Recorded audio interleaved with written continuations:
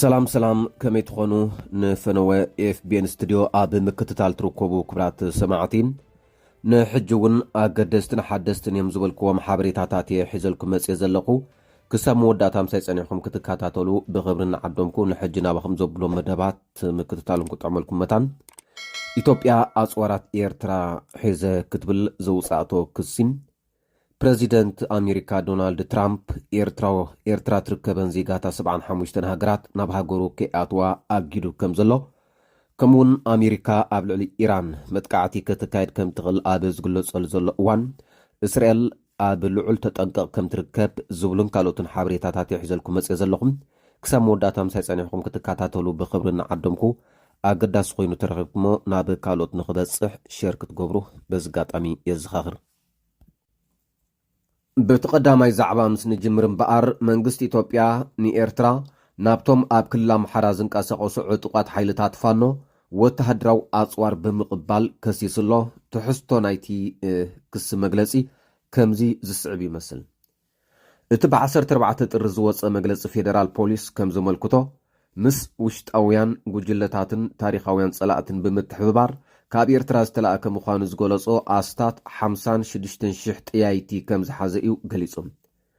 እዚ ኣብ መንጎ ክልቲአን ሃገራት ዲፕሎማስያውን ወታደራውን ውጥረት እናሓየለ ኣብ ዝመጸሉ ዘሎ ዝስማዕ ዘሎ ክሲ ኮይኑ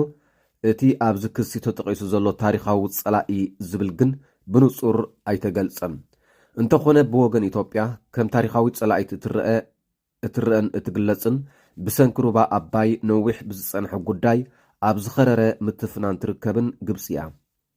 መግለፂ ፖሊስ እቲ ጥያይቲ ብ13 ጥሪ ኣብ ክልል ኣምሓራ ኣብ ዝርከብ መፈተሺ ነቑጣ ወልድያ ከም ዝተተሓዘ እዩ ዝሕብር እዚ ወተሃደራዊ ናውቲ ካብ ኤርትራ ብትግራይ ኣቢሉ ኣብ ክልል ኣምሓራ ናብቶም ኣኽረርቲ ዝበሎም ሓይልታት ፋኖ የሰጋገር ከም ዝነበረ እውን መግለፂ ፖሊስ ወሲኹ ይሕብር እቶም ነቲ ኣጽዋር ብምስግጋር ዝተጠርጠሩ ክልተ ሰባት እውን ከም ዝተተሓዙ ተገሊጹሎም ብዝተገብረሎም መባእታዊ ምርመራ ድማ ዝበለ መግለጺ ፖሊስ ፌደራል እቲ ጥያይቲ ካብ መንግስቲ ኤርትራ ተዋሂቡ ብህወሓት ዘሰጋገር ኮይኑ ካብ መቐለ ናብቲ ዕጡቓት ፋኖ ዝርከብዎ ሽዋሮቢት ዝተባህለ ከባቢ ክልል ኣምሓራ ይጓዓዝ ምንባሩ ከም ዘቃልዑ ኣፍሊጡ ይብል ነቲ ክሲ ምላሽ ንምርካብ ሪፖርተር ቢቢሲ ካብ መቐለ ነዋህቢ ቃል ህወሓት ኣቶ ሚካኤል ኣስጎዶም ተወኪሱ ከም ዝሓተተውን እቲ መግለጺ ይጠቅስ እዩ ኣቶ ሚካኤል ነቲ ክሲ ብምንጻግ እዚ ምስ ህወሓት ምስ ትግራይ ይኹን ሰራዊት ትግራይ ዝኾነ ይኹን ምትሕሓዝ ዘይብሉ ጭቡጥ መርትዕ እውን ክቐርበሉ ዘይክእልን ክብል ገሊጽዎም ዝጸንሐ ሜላታት ምዃኑ ዝጠቐሰ ንሱ ካብ ውሽጣዊ ኩነታቶም ንምህዳም ኣጀንዳ ንምፍጣር በቲ ካልእ ወገን ድማ ነቲ ብመሰረት ውዕል ፕሪቶርያ ዘይገበርዎ ጉቡኣት ንኸምኽንዩ ስለ ዝደለዮም ክብል ምላሽ ይብሉ ኣብ መንጎ ኤርትራን ኢትዮጵያን ዘሎ ወጥሪ ካብ ዘጓህር ሓደ ቀንዲ ጉዳይ ቀዳማይ ሚኒስትር ኣብይ ኣሕመድ ዝርከቦም ዝተፈላለዩ ላዕለዎትን ማእከላትን ሰበስልጣን ኣዲስ ኣበባ ጉዳይ ዋንነት ኣፍ ደገ ባሕሪ ብዝተፈላለየ ትረኻን ምጉትን ከልዕልዎ ምጽንሖም ዝፍለጥ እዩ መግለጺታት ኢትዮጵያ ካብ ተጠቃምነት ናብ ዋንነት ካብ ሓሊፉን ወተሃደራዊ ህላወ ክሳብ ምውሓስ ናብ ዝብል ከዓቢ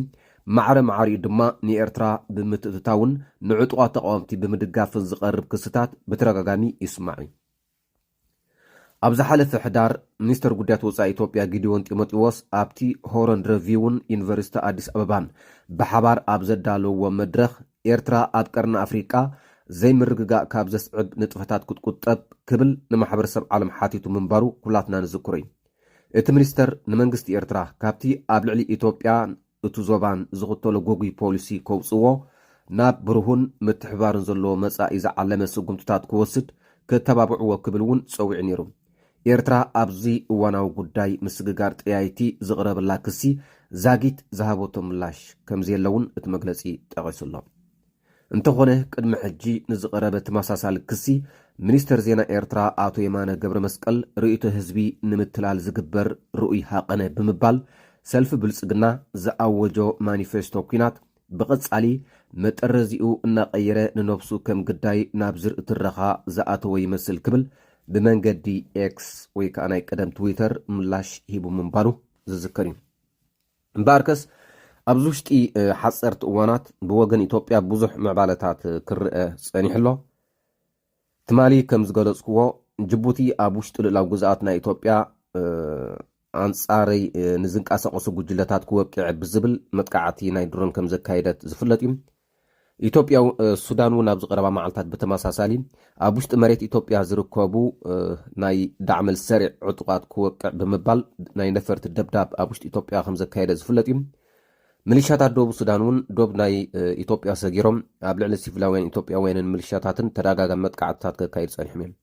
ብዛዕባ እዚ ግብረ መልሲ ክህብ ይኹን ወታደራዊ ስጉምቲ ክወስድ ዘይከኣለ ሰልፊ ብልፅግና ብዛዕባ ኤርትራ ከምኡውን ትግራይን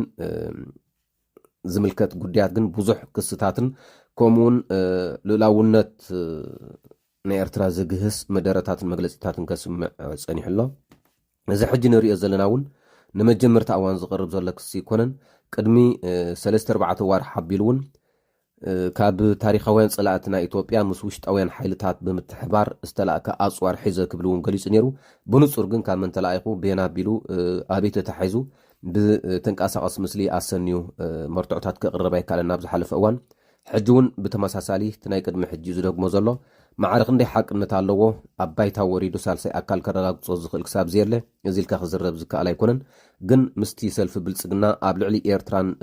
ትግራይን ብፍላይ ከዓ መራሕቲ ህወሓት ዘቕርቦ ዘሎ ፀለመታትን ክስታትን ምስኡ ተኣሳሲሩ ሓሶት ክኸውን ይኽእል እዩ ዝብል እውን ብዙሓት ርእቶታት ይቐርብ እዩ። ብዝኾነ እቲ ዘሎ ኩነታት ነዚ መስል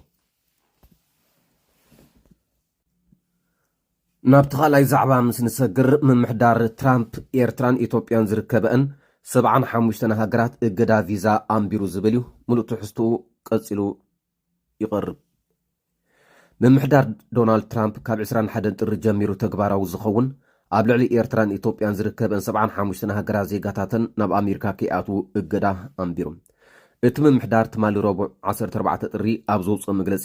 ነቲ ኣብ ልዕሊ ናይ ኣሜሪካ ሲስተም ዝግበር ምንሻው ደው ከም ዘብሎን ነቶም ካብ ማሕበራዊ ኣገልግሎትን መልዕሎን ኣሜሪካ ሃብቲ ዝድልቡ ደው ንምባል ኢሉ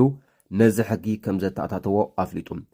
ፕረዚደንት ትራምፕ ናብ ስልጣን ካብ ዝመፅን ቁፅሪ ናይቶም ናብ ኣሜሪካ ብሕጋውን ብዘይሕጋውን መንገዲ ዝኣትዉ ሰባት ንምድራት ቃል ከም ዝኣተወን ዝዝከር እዩ። ኣቐዲሙ እውን ኣብ ልዕሊ ካብ ብራዚል፣ ኢራን፣ ሩስያን፣ ሶማልያን ዝመፁ ገያሾ ናይ ቪዛ እገዳ ከም ዘንበረ ይዝከር። እቲ ሓዱሽ ዝወፀ እገዳ ካብ 21 ጥሪ ጀሚሩ ተግባራዊ ከም ዝኸውን እኳ እንተተነግረን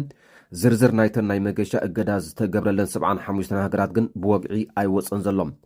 ኤፒ ኣብ ዘውፅኦ ዝርዝር ናይተን ሃገራት ግን ካብ ኣፍሪቃ ኤርትራ፣ ኢትዮጵያ፣ ኣልጀርያ፣ ግብፂ፣ ካሜሮን፣ ጋምቢያ፣ ጋና፣ ኣይቨሪ ኮስት፣ ላይቤሪያ፣ ሊቢያ፣ ናይጀርያ፣ ዲሞክራሲያዊት ሪፐብሊክ ኮንጎ፣ ሩዋንዳ፣ ሴኔጋል፣ ሶማልያ፣ ደቡብ ሱዳን፣ ታንዛንያ፣ ዩጋንዳን ቱኒዝያን ኣብቲ ዝርዝር ኣትየን ኣለዋ ይብል። እተን ዝተረፈ ሃገራት ከዓ ኣፍጋኒስታን፣ ኣልባንያ፣ ኣርሜንያ፣ ኣዘርባይጃን፣ ባሃማስ፣ ባንግላዴሽ፣ ቤላሩስ፣ ቦዝንያ፣ ብራዚል፣ ካምቦድያ፣ የመን፣ ታይላንድ፣ ሶርያ፣ ኔፓልን ካልኦትን ይርከበን። ምክትል ወሃቢ ቃል ቤት ጽሕፈት ጉዳያት ወፃኢ ኣሜሪካ ቶሚ ፒጎቲ እቲ ቤት ጽሕፈት ነቶም ኣብ ልዕሊ ህዝቢ ኣሜሪካ ሸኸም ዝኾኑን ንልግሲ ህዝብን መንግስትን ኣሜሪካ ክምዝምዙ ዝጸንሑን ነቲ ንነዊሕ እዋን ዝጸንሐ ስልጣን ተጠቒሙ ደው ከብሎም እዩ ይብል። እቲ ብጸሓፊ ጉዳያት ወፃኢ ማርኮ ሩቢዮ ዝምራሕ ክፍሊ ነቶም መልዕሎ ንምውዳድ ካብ ማሕበራዊ ኣገልግሎታት ረብሓ ንምርካብን ናብ ኣሜሪካ ዝኣትዉ ዜጋታት ወፃኢ ንኸይኣትዉ ኣገባባቱ ዳግማይ ክግምግም እንከሎ መስርሕ ቪዛ ደው ከብሎም ምዃኑ ፒጎት ወሲኹ ገሊጾም። ብመሰረት ማዕከን ዜና ኣሶሺየትድ ፕሬስ ዝዘርግሖ ሓበሬታ ቤት ጽሕፈት ጉዳያት ወፃኢ ንኹሎም ኣብያተ ጽሕፈት ቆንስል ንዜጋታት እተን ኣብ ዝርዝር ኣትየን ዘለዋ 75 ሃገራት ኩሉ ናይ ቪዛ መስራሓቶም ደው ከብልዎ መምርሒ ሂብሎም። እንተኾነ እቲ እገዳ ቪዛ ነቶም ስደተኛታት ዘይኮኑ ግዝያውያን በጻሕቲ ወይ ከዓ ቱሪስት ከምኡ ከዓ ብስራሕ ንዝገሹ ከም ዘይምልከት እቲ ዝወፀ ሓበሬታ ኣረዲኡሎም። ኣብ ዝሓለፈ ኣዋርሕ ቤት ጽሕፈት ጉዳያት ወፃኢ ኣሜሪካ ካብተን ትራምፕ ንሃገራዊ ድሕነት ኣሜሪካ ኣስጋእትየን ዝበለን ከም ሩስያ፣ ኢራን፣ ኣፍጋኒስታንን ሓያሎ ሃገራት ኣፍሪቃን ዝመፁ ገያሾ እገዳ ቪዛ ከም ዝገበረ ዝዝከር እዩ። ናብቲ ናይ መወዳእታ ትሕዝቶ ምስ ንሰግር ክቡራት ሰማዕቲ ኣብ ኢራን ዝካየድ ዘሎ ሰልማዊ ሰልፊ ብዝለዓለ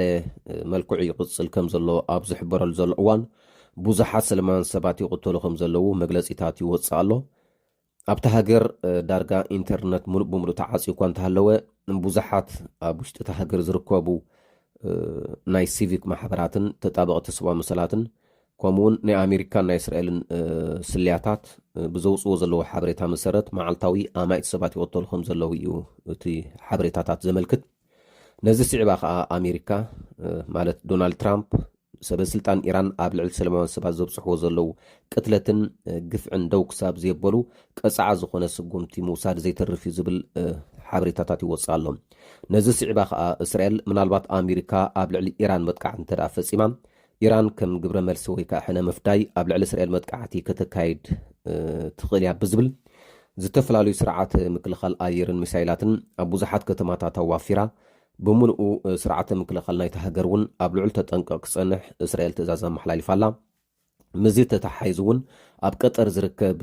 ወተሃደራዊ ማዓስከርን ዜጋታትን ናይ ኣሜሪካን ብሪጣንያን እውን ካብቲ ከባቢ ክለቅቕ ተገይሩሎ። ኣብ ዝሓለፈ ዓመት ኣሜሪካ ኣብ ልዕሊ ኢራን መጥቃዕቲ ከተካይድ ኮላ ብተመሳሳሊ